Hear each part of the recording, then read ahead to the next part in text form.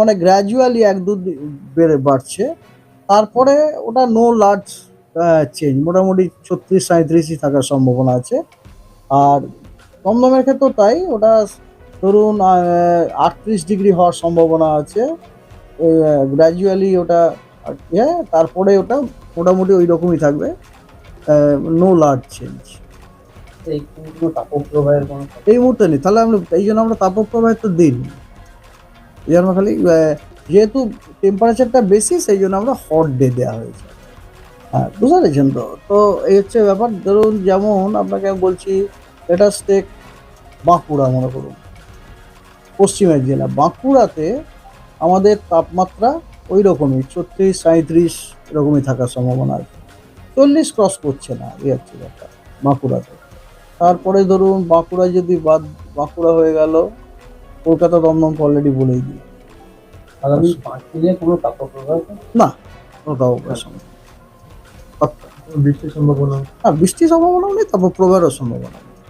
তবে গ্র্যাজুয়াল একটা temperature rising এর একটা ট্রেন আছে, টেম্পারেচার বাড়া গ্র্যাজুয়াল। ওই তো বললাম একদিকে পরশু দিন, আগামী পরশু দিন ওটা 35 ডিগ্রি মতো হতে পারে, তারপরে আবার ওই রকমই থাকে 36-37।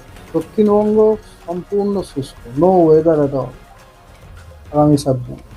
হ্যাঁ, উত্তরবঙ্গ মোটামুটি তাই, কেবলমাত্র 28-29 এই দুটো দিন দার্জিলিং আর কালিম্পং এই দুই জেলায় দু এক জায়গায় বিক্ষিপ্তভাবে হালকা বৃষ্টিপাত হওয়ার সম্ভাবনা আছে। এটা বাদ দিলে আপনার কোথাও কোনো বৃষ্টিপাতের সম্ভাবনা নেই, রাজ্য শুকনো।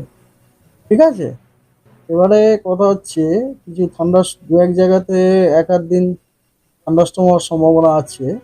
সেটা হচ্ছে 28 তারিখে। 28 তারিখে ওই 28 তারিখে এই যে দার্জিলিং কালিম্পংয়ে বৃষ্টির কথাটা বললাম, ওটা হচ্ছে ডিউ টু থান্ডারস্টর্ম, আইসোলেটেড প্লেসে দু এক জায়গায় বজ্রবিদ্যুতের সাথে বৃষ্টি হওয়ার সম্ভাবনা রয়েছে।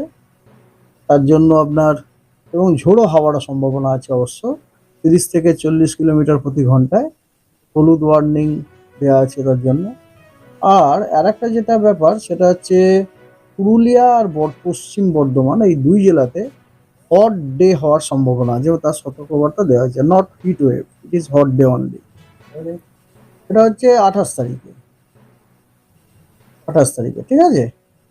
29 তারিখেও তাই, দার্জিলিং জলপাই কালিম্পংয়ে বা দু এক জায়গায় বিক্ষিপ্তভাবে বজ্রবিদ্যুৎ সহ বৃষ্টি হওয়ার সম্ভাবনা রয়েছে।